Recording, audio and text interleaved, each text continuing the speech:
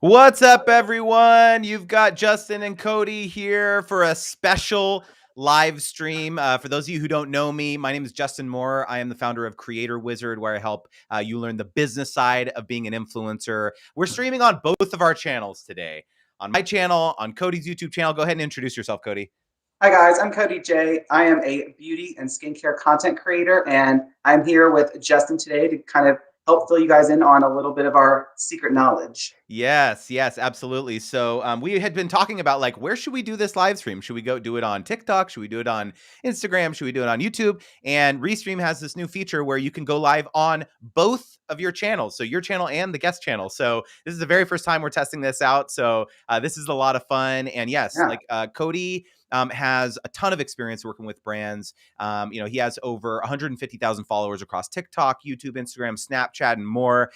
He is an extremely savvy creator, has a ton of experience making money on social media. So welcome, Cody. I am so excited to be chatting with you today. I needed to like hype you up a little bit here. I'm honored. I'm honored.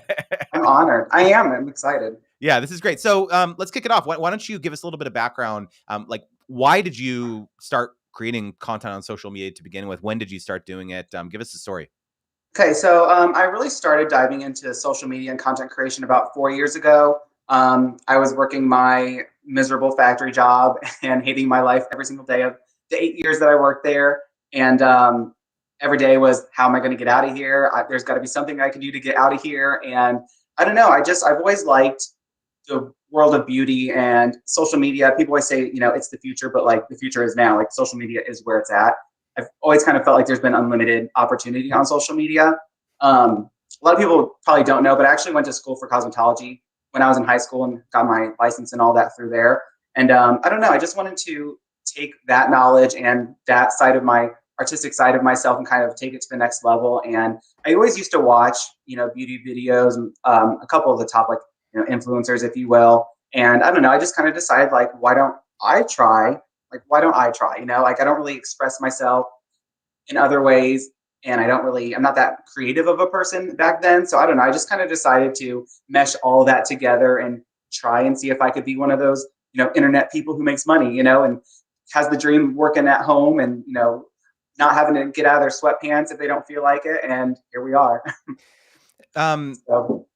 Yeah. So, I mean, let's talk about that. I'm curious, like, did you come into it thinking like, hey, I want to make money off of this? Or it was like, I just want like a creative outlet to like make content? Or it was like, did you come into it with the intention, like, let's see if I can like do this thing for a job?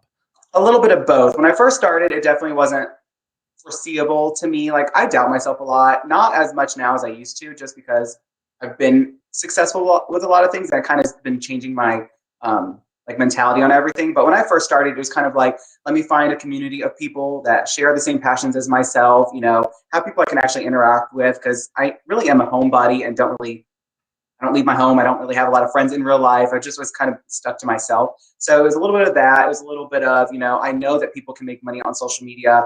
My mom's job back in the day, a lot of it was social media based, and she had pretty good income from that. So there's a little bit of both of those things, and just being able to create something and be artistic and just kind of have a community of people to share that with was kind of like, those three things were like my main intention. I definitely didn't anticipate being where I am now as fast as I am now, I guess, in my mind. So it's been a good journey so far. But yeah, it's turned into so much more business than I thought it was going to be, for sure, at the beginning. I mean, at the beginning, it was more like, let's throw on some of this, let's use this product, let's see if a brand recognizes me. And now it's just kind of like, oh, that brand notices me, oh, they share like, it's just normal to me now, so I don't know, it's exciting. But I enjoy the business side of it more than anything.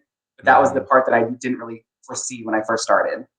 So out of curiosity, like when you were in those early days, like making content, and you started to get brands reaching out to you, like wanting to partner with you, like What did you think about that? Was that overwhelming? Was it like, I don't even know what I'm doing? Like, how did you navigate that in the early days? Because I hear that a lot from creators. It's like, especially if they go into it not really with that thought of like, oh, I don't know if I'm gonna like be able to get to that point of working with brands, but like when Right. that first brand starts knocking, like walk me through your mindset of like when you first got that first email and you're like, what do I do?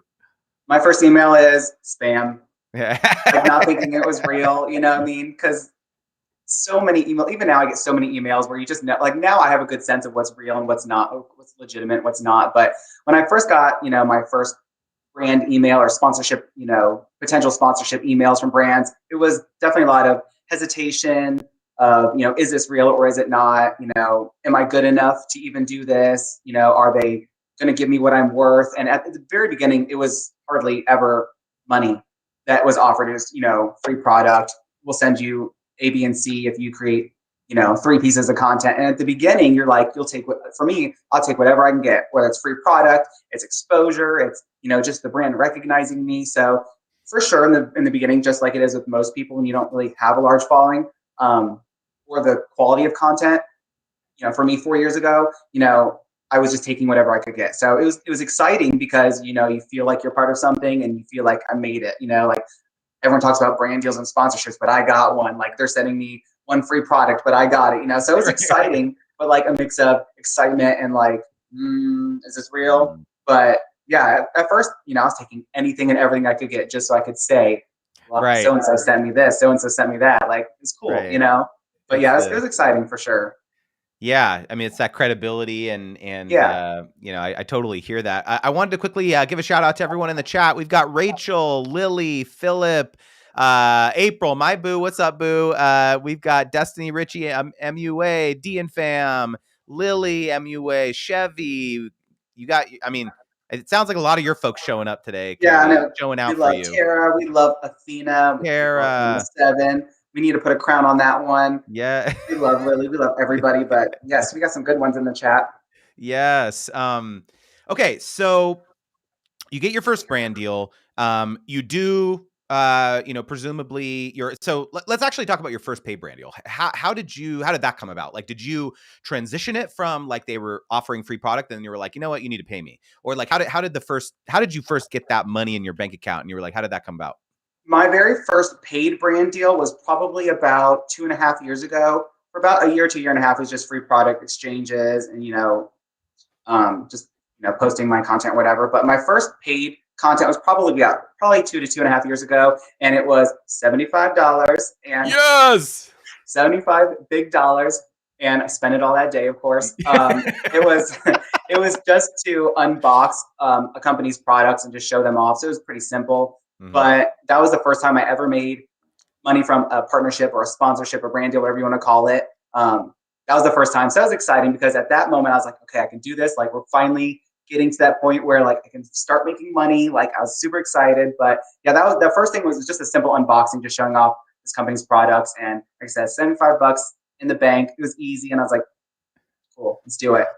Did they volunteer that budget to you, or is that what you requested for No, like? I did not start requesting money for a very long time. Even after that, I just kind of took what was offered. So if they said 75 bucks and a Hershey bar, I took it and I ran with it. So I wasn't complaining. At that time, also, I was just like in the mindset, I'll take whatever I can get. Hmm. So I didn't really, and I had no negotiation skills. I had no knowledge of any of that. I didn't know anything about, clauses and virality clauses and whitelisting, like nothing. Hmm. So at that time, I was just taking whatever I could get and just running with it. And that Yeah. was good enough for me at that time. Yeah, yeah. No, for sure. And so at what point did you start to realize like, okay, no, I'm actually providing legitimate value to this brand or this agency or whoever is contracting me? Where did you start finding that confidence to like start really, or realizing like, no, I could actually make a lot more money if I just learned some simple negotiation tactics. Like, how did you get there? I think for me, a lot of it came down to, if I'm just being completely transparent, when I left my job last December, I worked there for 8 years, had a good income, like it's what pays my bills and sustains my life, And when I decided to leave there and really give 150% into everything that is the Cody J brand, that's when I really kind of was like, it's now or never, it's do or die. I need to learn the ins and outs of the business. I need to learn the ins and outs of negotiating and all the fine print and contracts and clauses and really find out what my worth is and really make that money, because $75 is not going to do anything for me. And of course, I was making more money before that, but I wasn't as aggressive as I was when I left my job in December and as I am now. I know my worth so much more now, and I know what I can get out of brands and what, in my opinion, is appropriate for me. And I think what also really helped me feel confident in asking for more money and asking, just kind of taking control of the conversation, is when I started growing my TikTok. Because before I had TikTok, I didn't have that many followers across social media. TikTok alone, we're coming up on 150,000, and that is my largest platform. So I realized that I could start using that as leverage. And it, I was just kind of been weird with money, and I kind of had to get over that quickly. But for me, it was just always awkward to ask for, what I thought was a lot of money, like $400 or $500 for just a quick, 60-second TikTok video was like crazy to me. But when I started realizing that I'm actually providing them a service, and it's a very niche, specific, marketed service, I was like, that's not a lot of money. So when I started growing my following, that really allowed me to feel confident in what I was asking for, and the feedback I got from brands as far as the content I provided them really helped. But yeah, it's definitely, a lot of it is just changing your mindset. What it was Yeah. for me. So interesting. So it's like as your numbers grew, it was like you felt like, okay, well, I guess I can justify like charging Yeah, more now. That's because I super could see it from interesting. a brand's perspective too. Like, Mm, I could be the best artist in the entire world, but if I have no following, at the end of the day, it's all about advertisement. mhm. I have no authority and no reason to ask for a certain amount of money for anything, because what am I providing them? You know what I Mm. mean? But now that I've been able to grow my following, and I have other platforms that we can talk about later as far as like my analytics and views and stuff that I use as leverage, I've really been able to take myself up more and more and more. So that's Mhm. really when it started to allow me to kind of push the limits a little bit for me. Interesting. Let's talk about that a little bit, because you have a very interesting business, I think, and you have a lot of diverse revenue streams, Yes. including on some platforms that I think some creators dismiss. So, share a little bit about let's talk about Snapchat first of all, because I think a lot of creators are just they totally dismiss it, and Yeah. you're doing some pretty amazing things on Snapchat. So Yeah. give us a story. How did that all come about? So first, I will pat myself on the back for the Snapchat thing, because that's very exciting. I was contacted in March of this year to be a partner, a Snap partner with Snapchat, to support their Spotlight campaign on Snapchat. How many times can I say Snapchat? But so essentially, for those who don't know, Spotlight is TikTok of Snapchat. Like YouTube has Shorts, Instagram has Reels, then there's TikTok. Now there's Snapchat Spotlight. So for what I do, I was contracted to create a certain amount of videos for Snapchat, um, a certain amount of days. And as the first month went on, they gave me a lot of good feedback, said they were happy with my content, wanted to extend it, and also asked if I wanted to increase the amount of videos that I was putting out every day and the amount of days. And me being that person, I'm like, I'm going to take an opportunity and take it as far as I can. So now I'm creating 5 videos per day, 6 days a week for them. And it's been a fantastic journey. And I was one of those people too who was like, Snapchat, what? Because at that time I had just literally maybe 30 people on my Snapchat, because I didn't really use it. You just sent weird photos to each other with like cones on your head and stuff. Like, it was never in my mind a business opportunity or a platform that I could ever foresee myself making money on. Like, that was the last one. Didn't even know you could make money. Didn't know it was an option. So they reached out, and it's, like I said, been since March now, and I actually am now extending my contract through the end of the year, which is very exciting.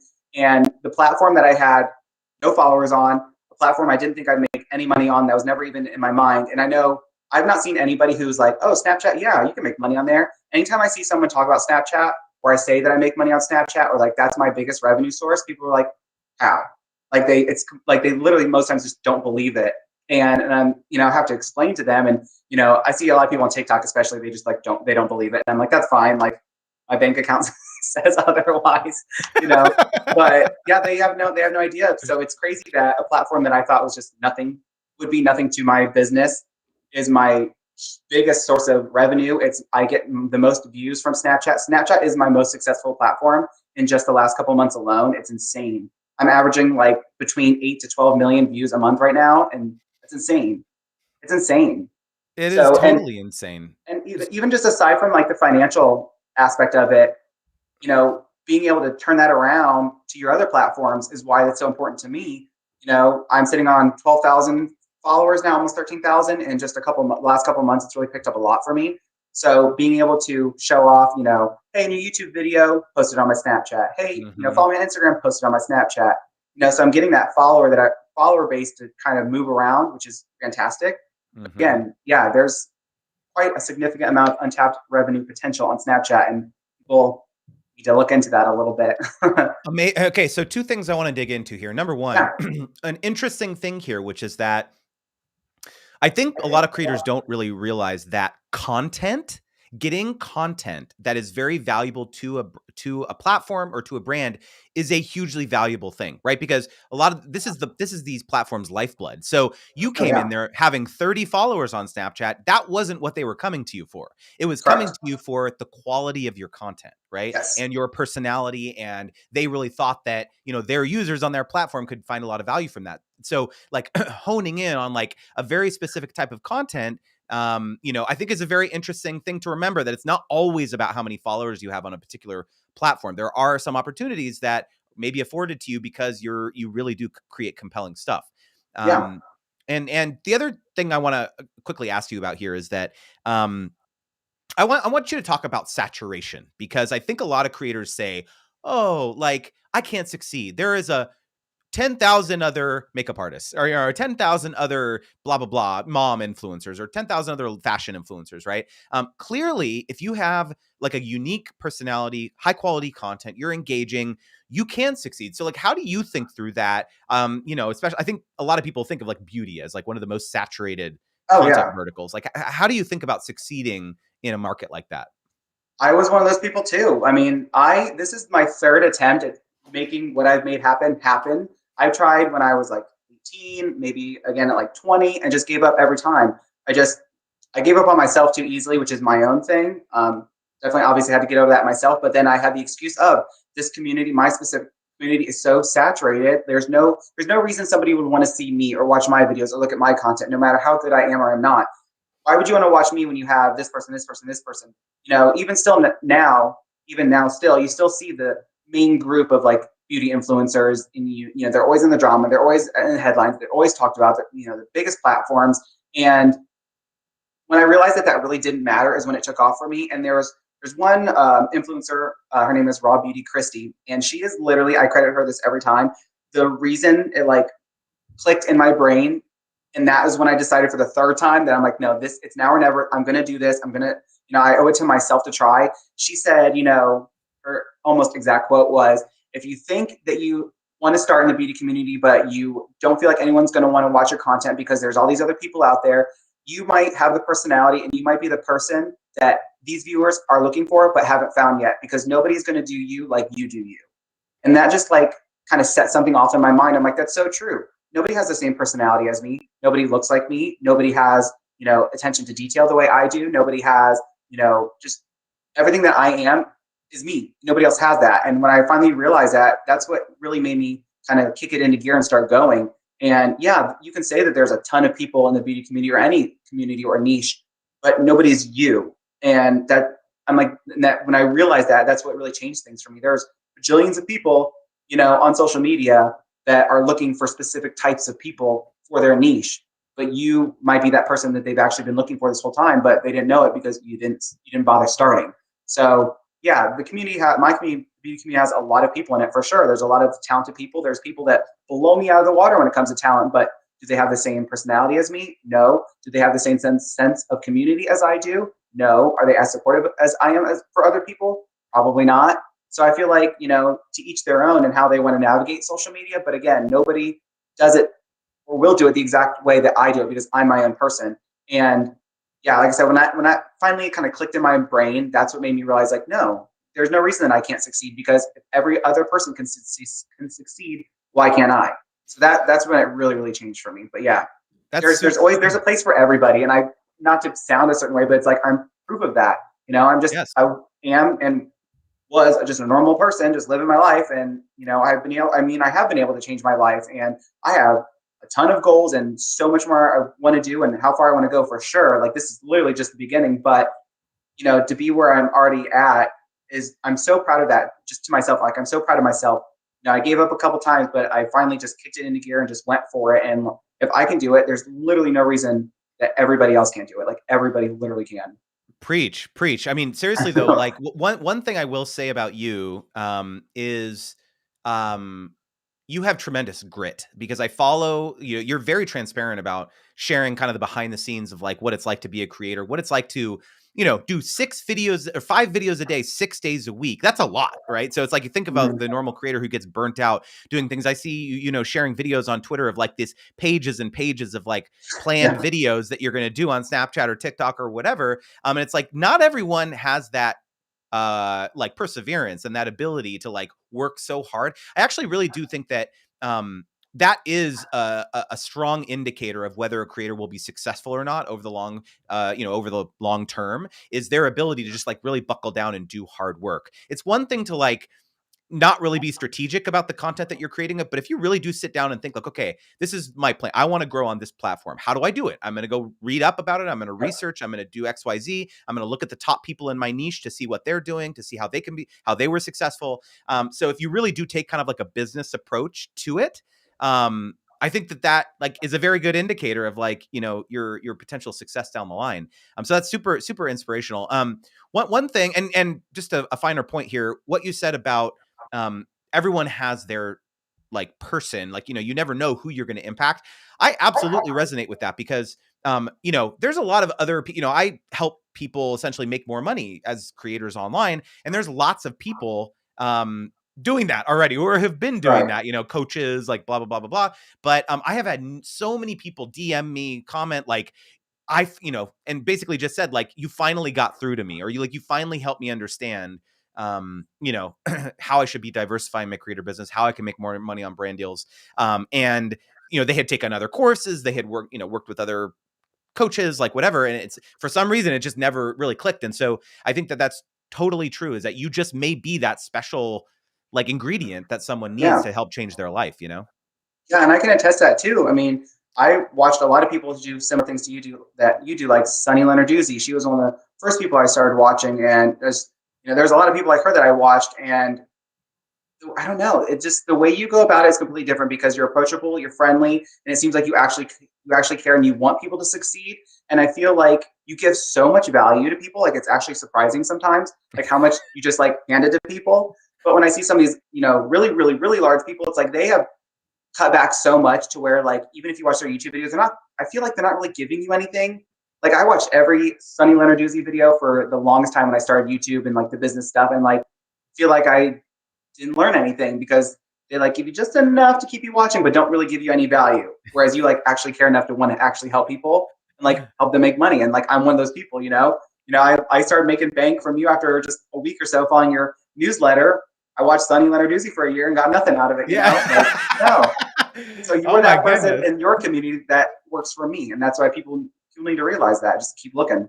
Dang, that's amazing. I'm so appreciative.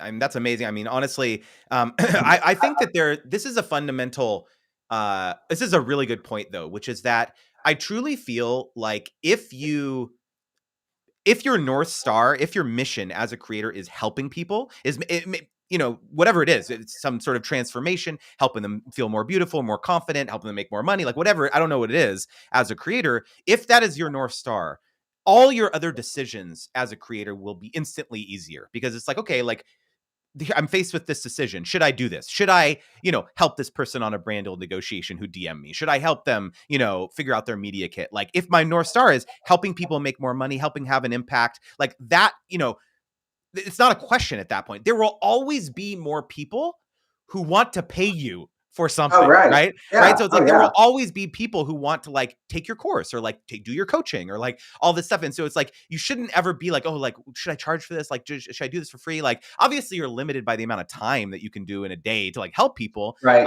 But I truly believe that money will come somehow if you just Right. focus on helping people in the short term. I really do. Whatever niche you're in, whatever you're doing as a creator, if you are providing value, I think that is absolutely true. So I wanted to get into a couple recent brand deals that you did, because I love talking through this kind of thing. I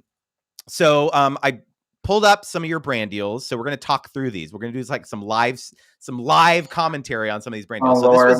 this was a This was a brand deal that you did with. So walk us through how this came together. This makeup eraser deal.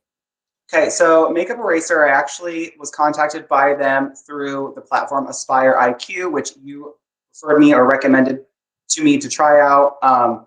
So they contacted me and said they loved my tenacity, they loved my energy and my on-camera presence, and they wanted to show off their range of makeup racers in a fun way. And they had a concept that they said that they felt like I could really bring to life.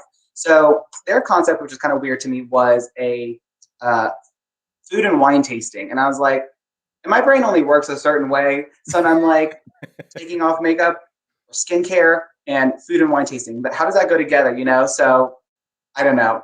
I did the best I could with it, which is like how I'm holding the little platter thing. So I was like, oh, what pairs best with, removing makeup other than a makeup eraser and warm water? That's all you need, blah, blah, blah. So I went with that route, but they gave me such a very limited time. And as most people can clearly tell, I love hearing the sound of my own voice. So only having like 45 seconds to say everything I wanted to say and do a good job was like stressful for me because whether I'm doing my own content or for other people, whatever it may be, I like want to provide the most value I possibly can and do like the perfect job. So if you put me on like such a time constraint, I feel like, well, I needed to say this, but I literally couldn't. I cut out as much as I could, and like sped up parts. So for this video, I was just showing off the versatility of the product, and they had 3 different sets there. They had like an extra large one, a regular size, and some minis, and like why I would use each one, and just like a quick benefit of each size, all in 45 seconds, and be like super happy and positive about it. So that was what that brand deal was about. They just wanted me to give my experiences and just give people, an idea of how they can use each one and use them some versatility. Super cool. I just wanted to highlight this comment from Stacy. Thanks, Cody, for actually being Stacy. yourself, staying humble, and interacting with your J babies. Aw, thank you, Stacy. I love Stacy. Stacy is a day one J baby. Oh my goodness. Oh my goodness. That And is Stacy, the the other OG. Stacy. The other Yes. Stacy. You got And the multiple other Stacy. Stacys. Yes. And D, thank you so much. He said Justin loves his stuff and it shows. And I think that's a difference maker and his willingness to genuinely want other creators to succeed. I must say, honestly, one of the things that brings me the most joy in life is watching other people succeed and make money, and like what is more impactful than like changing people's lives. I honestly, your money cannot be the goal.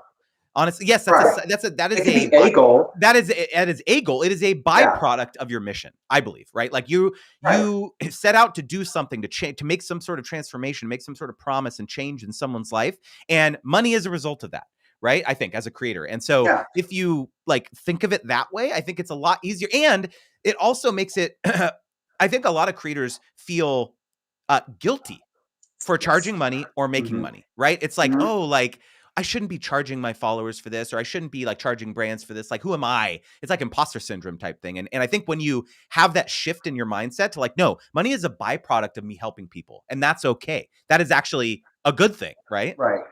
For me, I feel like so much of it truly comes down to how you are as a person, how you portray yourself on social media, and how your audience overall portrays you. Because yeah, money is not the ultimate goal. Like being rich is not the ultimate goal for me. Obviously, well, I don't know if it's obvious, but it's not. Making an income enough to support me, my family, my life, and what I want to do in life, of course, is important as it is for everybody else. Because I'm just like anyone in remotely. I have bills to pay. My career is just different than other people. There's you feel like not on social media or your content or their support is hard to me. And again, it comes down to the person and what your goals are, where you are, just with everything financially and everything. I have like on my I have the what is it called? And I had like a few months before I actually turned it on, and it kicks back in. Yeah, I think your Wi-Fi is breaking up a little bit there. Okay, so why don't you reboot your Wi-Fi, Cody? I'll take over and chat a little bit. Yeah, the Wi-Fi was skipping out a little bit. Maybe turn off and on your Wi-Fi, Cody, if you can hear me. I just left him a maybe reboot your Wi-Fi. We're doing this live, guys. This is live. So I'll take over for now. And Cody is tuning back. He's refreshing his browser. Oh, there we go. I think we're back. Here we go. Let's try this now. How's that? Cody, you Technology. there? Okay, Yes. Cody's Is it frozen. better? Yes, there we go. Yes, I think that's Okay. better. You gotta love Say technology. something. There we go. Yes, there we go. Good? Okay. I think we're better. Okay, good. Well, hopefully Um, it stays there. yeah. No, totally hear that. I think we got bits and pieces of what you were saying, but I think I got the gist of it. And actually, so on that note, let's pull over to another sponsorship to chat about. Okay, so this was a L'Oreal Paris sponsorship last month. Walk us through this one. So L'Oreal, I've actually worked with them 3 times now, which has been pretty exciting. And I feel like that's a testament to if you do a good job and you kind of deliver what the brand is looking for, you already have that foot in the door with them and they'll want to keep working with you because they know what type of, quality content you provide them. So like, why wouldn't they want to keep working with you? That one was for their Fresh Wear foundation. They actually had a powder version that went viral on TikTok. So they wanted to like show that off, the other version of it. Again, so they wanted me just, talk about the product, why I like it, some benefits of it, show it in action, give my thoughts. So that's what I did in that one. So I got and they made sure to specify that we want you up close to that camera after you put it up close. So I was like, okay, Right. as clear as I can. But yeah, so they've been pretty decent. So it's been and nice. and here's another one that you just posted yesterday. Yeah. So for this, they wanted me to create 2 videos for their Lumi Glotion, which is our new product. It's pretty much just like a glowing serum, whatever. So they wanted me to show it off in 2 different ways. So I created 2 separate videos showing how you can use the product in 2 completely different, unique ways, just because they wanted people to recognize that their product is versatile. And I think that's a great marketing tactic because, if you're not looking for it for like, cover up anything on your face, but you want to use it for like just, some glowiness or I'm not going to get to too much makeup stuff because I know you don't know much about that, but I it's a have a good I have a wife who started a makeup I know. channel originally, so I have True. done the husband does my makeup challenge, Oh, but yeah. okay. I'll have to watch that. Yeah, so they just wanted me to show off different ways to use their product so people know that, there's different reasons for them to buy it, other than how it's just mainly marketed. So that was my task for that partnership, which was just actually posted like a day or 2 ago.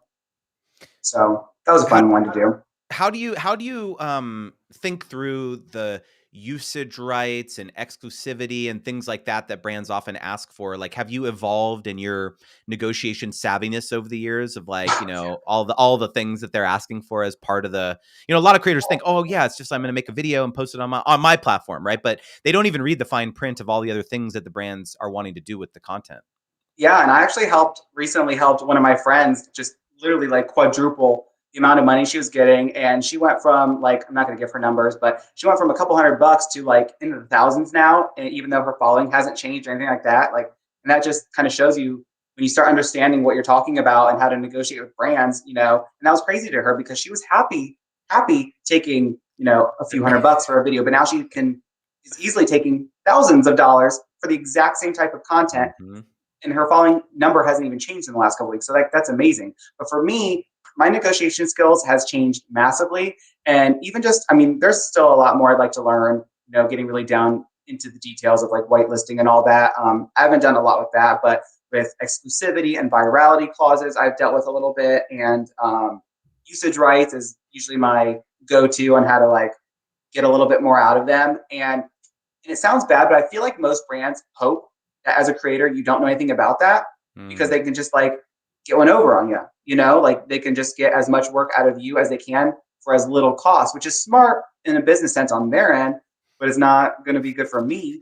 So when Yeah. I started understanding how I can use that, that made a big difference. And Mm-hmm. I do see a lot of people even now where brands ask them if they can use their content and, oh, reply hashtag yes, insert brand. And I'm like, no, because they would pay anyone else for that. You have more followers than me and you have higher quality than me. Like you can ask for money. But I feel like so often people just are excited. And I was there too, obviously. But people are just excited for that um, exposure and that affirmation that they're seen and to feel included. But for me, negotiating has been so important. And it makes me feel so much better about the content I'm creating because I feel like I'm, it's like I'm worth it now. Like I feel like I'm really understanding my worth. And every time I either have a big little or a decent like spurt of growth on whether it be TikTok or anything else, I'll like raise my limit or raise my fee like $50 here and there just to kind of see. And every time a brand takes it with no problem whatsoever, like definitely that did not get a couple of dollars more and more until getting a little bit of friction. But yeah, negotiating is super important. Yeah, I think you're breaking up a little bit, Cody, again. I don't know if you can reboot your Wi-Fi. I'll come back here. Yeah, I'm sorry about that, Cody. I'm not sure what's going on there. Yeah, maybe reboot one more time. But in the meantime, while Cody's rebooting, I will mention the newsletter that Cody joined that he was mentioning that he found out about Aspire IQ and some brand partnerships and stuff like that. It's linked in the description box. I have a weekly newsletter that I send out tons of brand deal opportunities. I also, if you're not, if you're on Cody's channel, I have a YouTube channel as well called Creator Wizard, where I post a lot of content about the business side of being a creator, how to get more brand deals, how to negotiate, whether you need to incorporate, whether you need a manager, all those types of things. So I would love to have you join my community. But yeah, the newsletter is completely free. I send out tons of stuff every single week. So would love to have you join there as well. And Cody, it still looks like the Wi-Fi is not great on your end. I can see him in the green room here. I'm sending him a note. Yeah. So the other thing I wanted to mention here. Oh, there we go. I think this is looking good, Cody. There. How about that? Yes. There we go. Boom. I have to do this now. I don't know. I've got 4 green bars on your Wi-Fi signal now. So there we go. For now. Yeah, D and Fam said the newsletter is golden. Tara Brown says, I look forward to your newsletter every week. Thank you so much. That means a lot to me. And yeah, I love doing it. It's a lot of fun. So Cody, I'm curious, like, how do you source most of your deals? Do you get inbound stuff? Is it, you mentioned Aspire IQ, so you are on the platform, so you do like applications. So like, kind of curious, like how that has evolved for you over the years in terms of like your hustle, to kind of fill up your brand deal pipeline. So brand deals are not my main source of income right now. Of course, I'm always working to increase that revenue stream, obviously. But in the beginning, the majority of it was just me reaching out to brands for partnerships and whatnot. And usually at the beginning, they're like, no, but we'll send you some free stuff. And I'm like, okay. And as time went on and I grew and kind of started getting my own negotiation tactics, I definitely was able to start securing more like actual paid content or partnerships.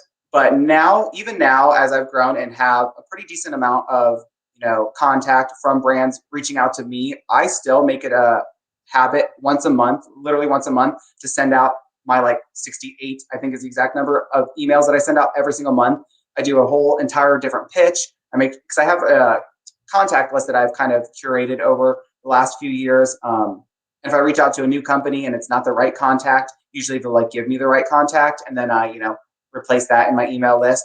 But yeah, I still hustle. I still push it. I'm not going to wait for opportunities to come to me. If I have to create them or be the one to create them or get them going, then I will. I have no problem doing that. I do think people sometimes think, that they just have to sit and wait for brands to contact them. But I always tell people, even when it comes to like PR and like getting free stuff or whatever, like there are millions of people trying to do what you're doing, and you can't expect a brand or company to see you out of all those people. So introduce yourself, like create the conversation. And I think that's really important for people to start doing if they aren't already doing so. That's something that I plan on doing in the near future. Like I don't plan on stopping anytime soon. I've had a lot of great opportunities come from me reaching out to them or to companies. So, I don't see any, negative reason to like not do that or to do that. Just do it. Yeah. I think it's as important as just waiting. Yeah. And honestly, like taking that initiative, right, is just like, honestly, like, I think that's the biggest thing to get started is just like, what do I say in the email? That's what I hear a lot. Like, I don't know what to say. Right. Yeah. And it's just like, you literally just say, I would love to be added to your PR list if you want free Right. stuff, Yeah. right. It doesn't have to be more something. complicated than that. Start Yeah. the conversation. Something. Yeah. What are your thoughts on, I want to talk about like compensation model, like flat rate versus affiliate versus, hybrid, whether there's like a flat component as well as a commission percentage. Look, what is your preference, and like what does your business look like? Do you have any affiliate income streams? Like, walk me through that. So I feel like in my community, codes are given out like candy on Halloween, and everyone takes every single one that they can get. And of course, and again, at the beginning, I feel like everyone kind of does the same thing at the beginning. I was taking everything because it was cool to be like, use code Cody J for 10% off, and it did nothing for me. So as I grew a little bit and kind of recognized what was going on and just the reality of things, I started changing my mindset. And I tell people now too, I don't take every code. I'm actually extremely specific and picky when companies reach out to me, whether it's for PR, brand deals, which I think is very important, or affiliate codes. I turn down 99% of the codes I get offered. If they don't align with me, my brand, my aesthetic, or my audience, I'm not interested. If I don't agree with the values of the company, I'm not interested. And if I know that I'm actually not going to make any money from it, why waste my time? And I feel like people really need to recognize that. If you have 30 codes from these really, really tiny brands and they have hardly any sales, again, all brands start somewhere. I get that. But if they're hardly selling anything, that means you're not going to make anything. So you're stressing yourself out and like putting effort and time into these codes that are literally doing nothing for you.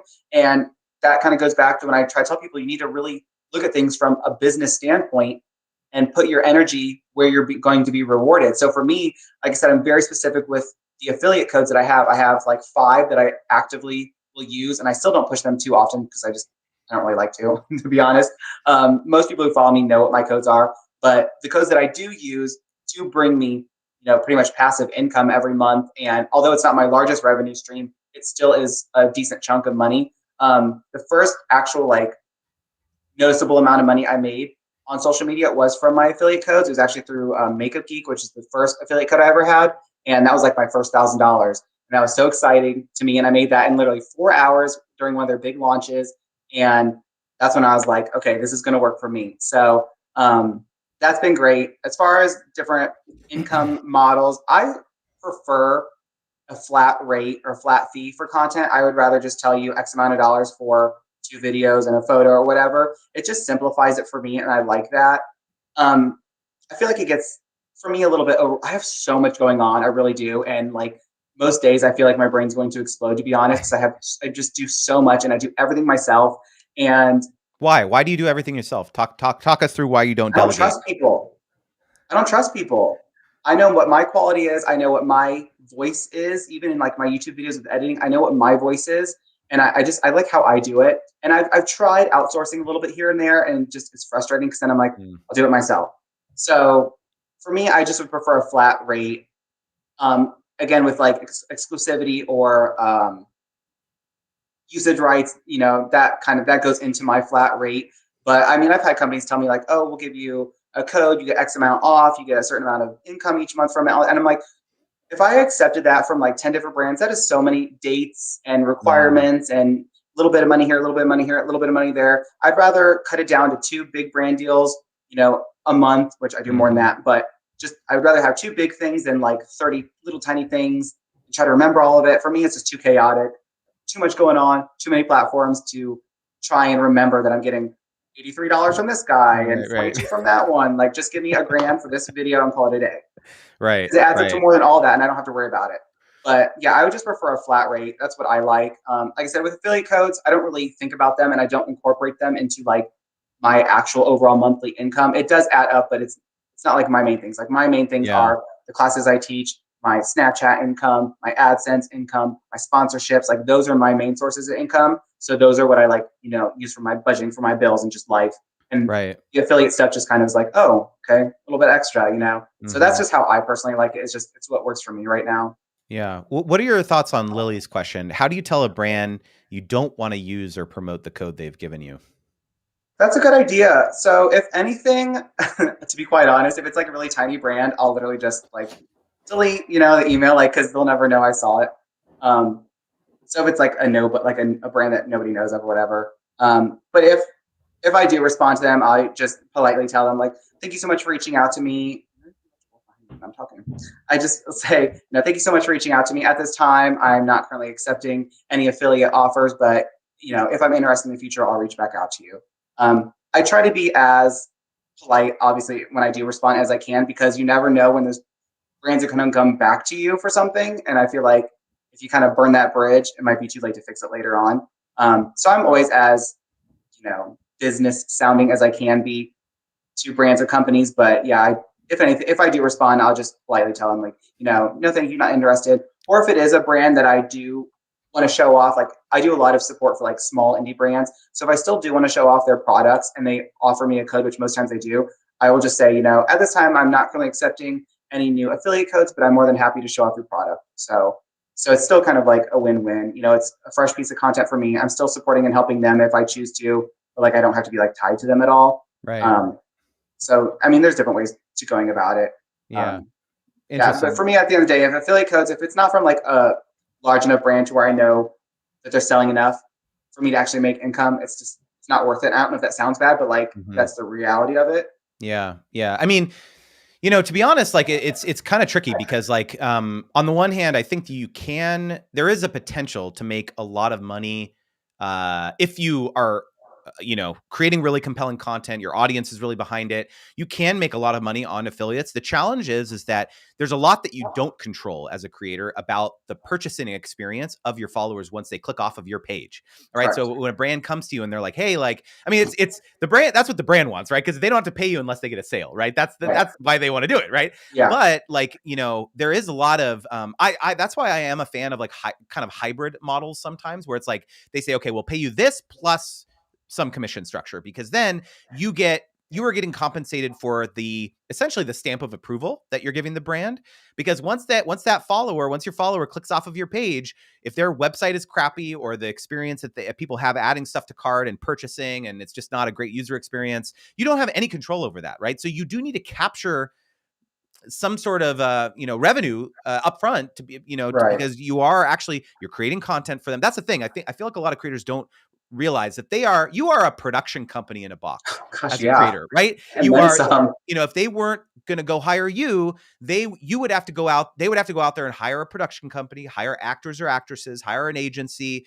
That is all money. That is hard money that they have to go and spend to be able to like get content to be able to post on their platforms or whatever. So don't discount that, right? You have to be compensated for that. Do you think that an actor or an actress, or like a model or something is going to like do stuff for exposure? No, they're not Right. going to do that, No. right? Right. Yeah. So I think it's really important for people to remember that. Yeah. So someone's comment is that it's very short-sighted because right now their affiliate income is the majority of their income and work once and get paid forever, especially for evergreen content. So I think that just really depends. Like I mean, I agree with that to an extent. I feel like that really depends on the niche that you're in and the market you're in. Because Mm, for me, like I said, I'm very picky with the ones that I will accept because I am realistic about which ones will make me money.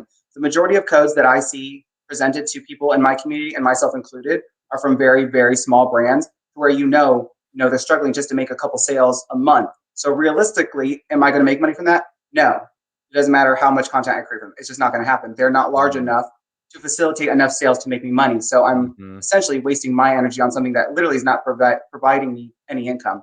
So on the affiliate codes that I do currently accept, some of them are from Makeup Geek, which is a huge brand, Gerard Cosmetics, which is a huge brand, Morphe. So I actually make sizable income from there. So those, like I said, I'm picky with the brands because one, they align with me. Two, I know that they're large enough that they are selling a lot of product to where when my followers use my code, I am making a pretty sizable chunk of income every month for it. So that's why I said I'm very picky with it, and it really depends on the brand for that reason.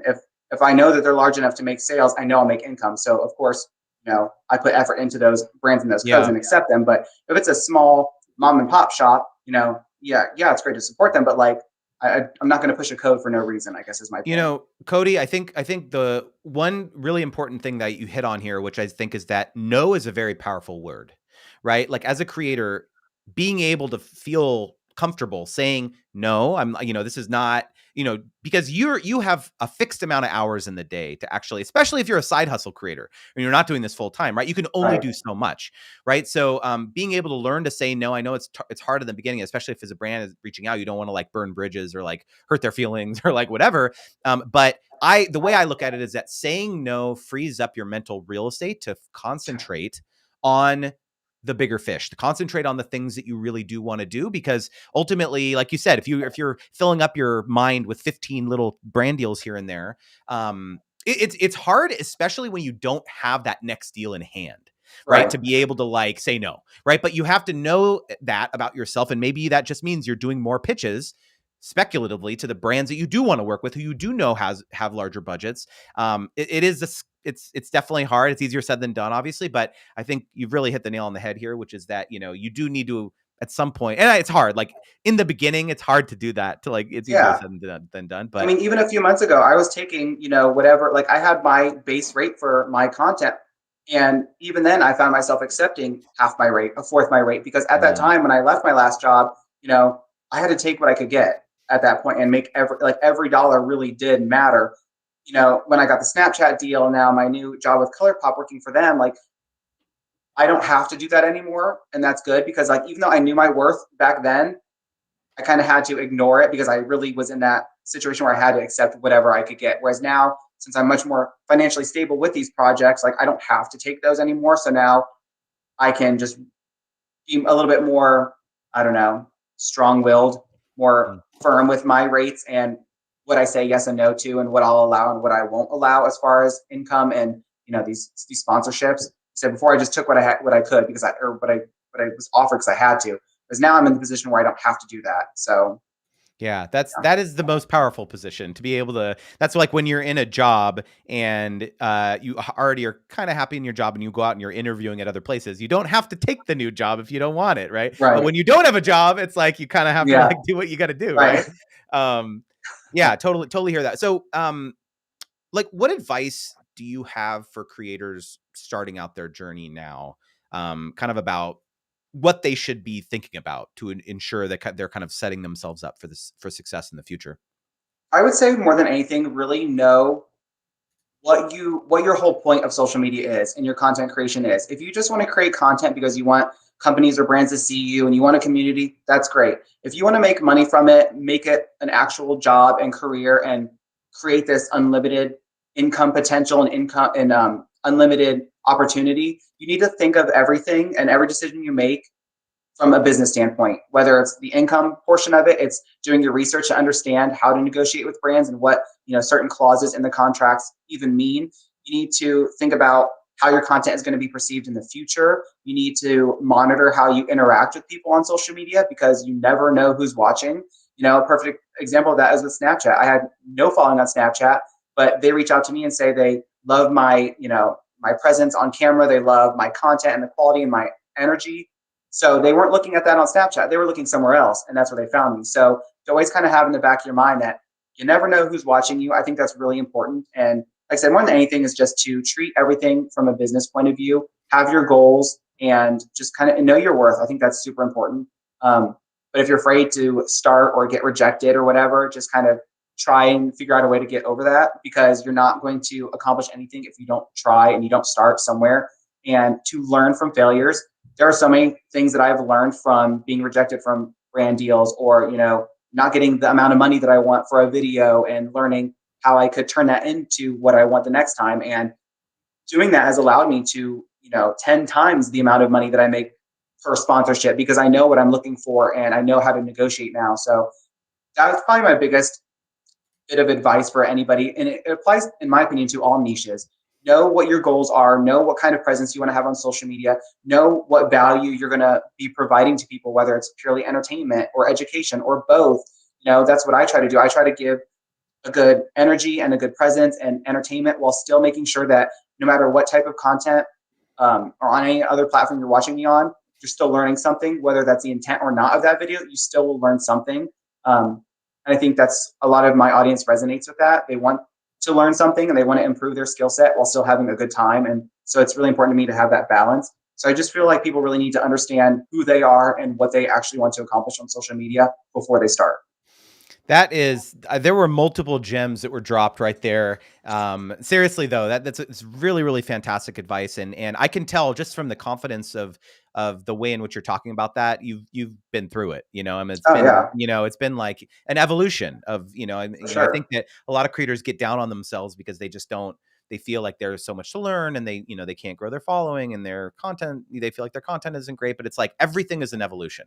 Everything, you got to Yep. start somewhere. And the one other thing that I will say is that when creators say like, oh, it's just too late, like it's just too late for me to start, like I believe that we are in kind of like the first or the second inning of the creator economy, let's say. And like this is, it's going to be 10 times bigger in 5 years, I think, Oh right? In yeah, terms of the amount of brands investing dollars in, the amount of money that's possible to be made from, other revenue sources we can't even think about right now because it's not invented right. yet, right? Yeah, I yeah. you know I was telling you, Cody, right before this call that my wife and I have been doing Amazon Live for the last 6 months, and that has become a huge part of our business. And it Right, wasn't we weren't even doing it 6 months ago, right? right. So Yeah, it's just yeah, like you always have to be adapting as a creator and keeping your eye on like the horizon.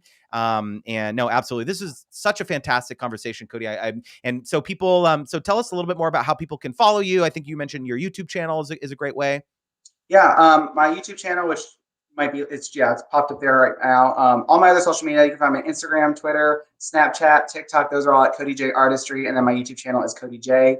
All my platforms, I do a lot of educational mixed with entertainment type of beauty content. So if you like that thing, you'll get a lot of that. Snapchat, I let a lot of people behind the scenes in my life and like outside of social media, kind of my life. So definitely people get a sense of like actually knowing me, which is important to me. So Yeah, a little love to bit hear it. everywhere. Awesome. Yeah, definitely follow Cody. I love how you share behind the scenes stuff all the time, because I think that that's the most helpful stuff. Rather than everyone sharing their wins, you share Oh your yeah. you share everything, right? And I Oh think that's yeah. the Yeah. most helpful thing. Yeah. D in the chat here says, I thought it was too late to be on TikTok. Justin told me to do it. One of my posts has over 500,000 views now. That's So fantastic. D, boom, love to see it. Love to see it. Charmaine says, I'm TikTok famous. I have 15,000 followers, and one of my videos has 1.7 million views. That's amazing, Charmaine. I love to hear it. Keep And up the again, momentum. yes. And for those of you guys who are watching on Cody's channel, again, would love to have you join my community as well. Just click the link below to join my newsletter. It's free. I send out, lots of great info every single week. And thank you again so much. This was so fun. We streamed to both of our Yes. channels, Cody. We got to How do this again. convenient. How We got to. efficient. I know how efficient. Exactly. We're all about efficiency as Yes, creators here, we Cody. are. And I'm mark my words here. I'm going to get you. We're going to talk about how to delegate some stuff in your life, Cody. Oh Whether yes. it's some BAs, some editors. I'm going to make you feel comfortable with doing it. Trust me. Okay. All right. I'll hold you uh, to it. yes. Thank you so much again, everyone, for tuning in. We do this every Friday at 10 a.m. Pacific, 1 p.m. Eastern, talking all about brand deals, monetization strategies, diversification tactics. So we'll see you next week again for the same thing. And I hope you have a great weekend. Thanks again. Bye. Thanks for having me. Bye. Yep.